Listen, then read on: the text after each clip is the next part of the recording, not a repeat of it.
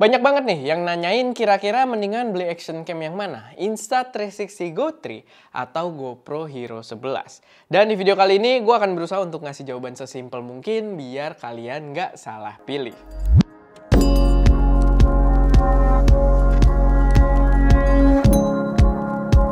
Halo semuanya, selamat datang di channel SM Media dengan gue Erwin. Dan pada video kali ini gue pengen bahas kira-kira mana yang lebih pas buat kalian, Insta360 Go 3 atau GoPro Hero 11.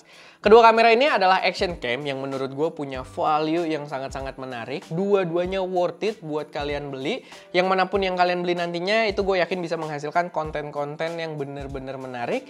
Cuman memang ada perbedaan di antara kedua action cam ini yang mungkin bakal menyesuaikan dengan preferensi kalian masing-masing. Tapi sebelum kita masuk ke pembahasannya, gue pengen promosi sedikit kalau kita ada preset Creative Adventure. Hasil kita jalan-jalan keliling Indonesia, itu gue develop preset untuk Adobe Lightroom biar bikin foto kita makin kelihatan epic. Totalnya ada 24 preset, 6 diantaranya udah powered by AI yang bisa auto selection ke subjek dan juga background foto kalian di Lightroom. Dan itu bisa ngatur warna berdasarkan seleksi tersebut. Selama bulan Juli ini gue berlakuin kode voucher diskon launching. Jadi kalau pakai kode voucher tersebut, kalian dapat 250.000 potongan dari harga presetnya. Kalau kalian udah tertarik, silahkan cek link yang ada di deskripsi. Oke, balik lagi masuk buat si perbandingan antar kedua action cam ini. Balik lagi, menurut gue dua-duanya adalah action cam bagus. Tapi memang ada perbedaan yang harus banget menurut gue disesuaikan dengan preferensi kalian masing-masing. Karena gue yakin nggak semua orang bisa dapat akses buat nyobain dua-duanya. Atau nggak semua orang apalagi buat beli dua-duanya gitu ya. Jadi ya perlu untuk disesuaikan dengan prioritas kebutuhan kalian. Pertama gue bakal bahas dari segi si GoPro dulu. GoPro Hero 11 ini dibandingkan Insta360 itu punya superiority soal image quality. Image quality-nya jauh lebih bagus yang GoPro Hero 11 ini. Signifikan. Dia secara resolusi dia udah 5,1K juga, udah tinggi banget. Sedangkan si Insta360 Go 3 ini masih di sekitar 2,7K kalau nggak salah. Jadi 2 kali lipat kalau kita berbicara soal resolusi. Sensornya juga gedean si GoPro.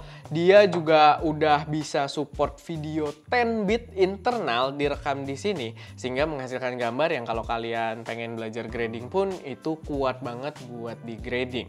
Belum lagi kameranya sendiri juga robust banget. Dia terasa lebih robust, lebih kokoh dibandingkan si Insta360 secara overall. Insta360 Go 3 ya, secara overall. Jadi si GoPro ini buat kegiatan yang lebih ekstrim juga sebenarnya dia termasuk yang lebih aman dibandingkan si Insta360 Go 3. Tapi memang ada kekurangannya juga yang harus kita perhatikan kalau misalkan kalian memilih GoPro Hero 11. Yaitu diantaranya adalah kameranya lebih mahal dibandingkan si Insta360 Go 3. Memang harganya nggak terlalu signifikan beda ya. Tapi ya lumayan lah kalau kalian ngambil Insta360 Go 3 kalian irit mungkin sekitar 1 atau 2 juta gitu ya. Lumayan lebih irit. Dan si GoPro ini kalian aksesorisnya dijual secara terpisah. Jadi kalau kalian beli kameranya, kalian dapat kamera aja kayak gini. Plus baterainya aja yang udah siap dipakai. Tapi kalian nggak dapat memori, kalian harus beli memori lagi tambahan. Begitu juga untuk aksesoris pemasangannya. Dia kalau langsung dipakai gini kan ya kentang juga gitu ya. Untuk penggunaannya belum sesuai ya kalian harus beli aksesorisnya lagi yang dijual secara terpisah. Dan aksesorisnya sendiri kalau kalian beli yang resmi yang punyanya GoPro itu lumayan pricey lagi. Jadi kalian budgetnya tuh nggak boleh ngepas dengan harga kameranya ya. Bener-bener harus spend lagi untuk aksesoris. Tapi dia ada karena ekosistemnya udah familiar dengan namanya apa ini ya. Gue juga lupa. Tapi ya ekosistemnya GoPro udah cukup familiar. Banyak aksesoris-aksesoris yang cukup murah juga, third party, tapi memang kualitasnya nggak sebagus yang originalnya GoPro gitu. Tapi ya itu bisa jadi salah satu solusi juga dibandingkan beli aksesoris ori punyanya GoPro yang harganya lumayan mahal. Jadi ya menurut gua itulah lumayan signifikan secara harga. Sebenarnya kalian akan spend lebih dengan si GoPro Hero 11 ini. Dan untuk pemakaiannya sendiri juga sebenarnya terbilang masih agak repot ya. Walaupun dia kecil action cam, tapi beberapa kali pemasangan aksesorisnya yang kita rasain masih lumayan repot. Atau mungkin kita udah terlalu dimanja dengan Insta360 juga dengan Go 2 yang kita biasa pakai. Tapi di sini kita bahasnya Go 3 ya.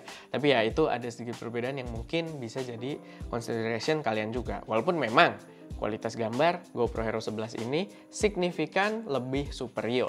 Nah, sekarang kalau kita berbicara soal si Insta360 Go 3-nya, pertama benefitnya kalau kalian beli yang ini adalah dia lebih kecil. Jadi kalau pakai case-nya memang ukurannya mirip ya, walaupun tetap lebih kecil si Insta360 di sini. Gue coba fokus di situ. Ya overallnya agak lebih kecil, tapi sebenarnya untuk kamera unitnya sendiri Insta360 itu cuma segede gini, gitu. Jadi bener-bener kecil banget, yang enak buat di-mounting di mana-mana. Sistem mountingnya juga enak banget. Dia ada sistem magnetik dan kita langsung dapat aksesoris di paket penjualannya.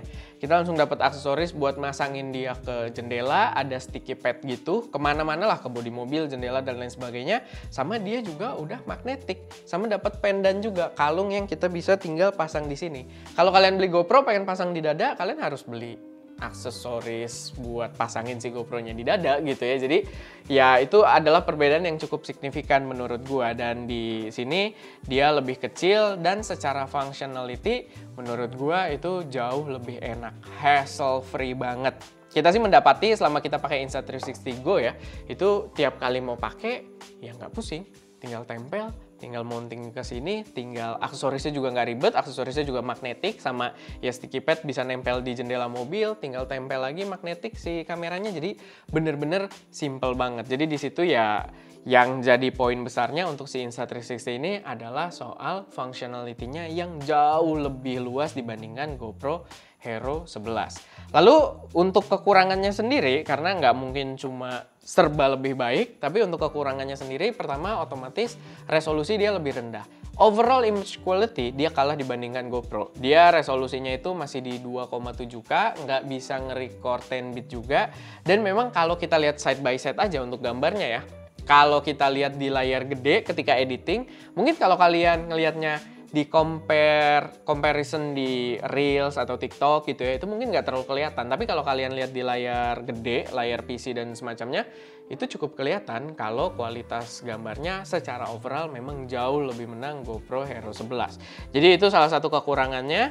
Buat beberapa orang sebenarnya sih mungkin nggak terlalu ngaruh ya. Balik lagi, kalian kalau delivernya untuk Reels, untuk TikTok, untuk YouTube juga mungkin bukan yang ngejar kualitas gambar banget, itu sebenarnya nggak terlalu ngaruh. Tapi ya kalau kalian memang lebih serius, lebih pengen gambar-gambar yang tajam, yang detail, yang mainin warnanya juga kuat dengan 10-bit, ya GoPro jauh lebih signifikan gitu, jauh menang lebih signifikan.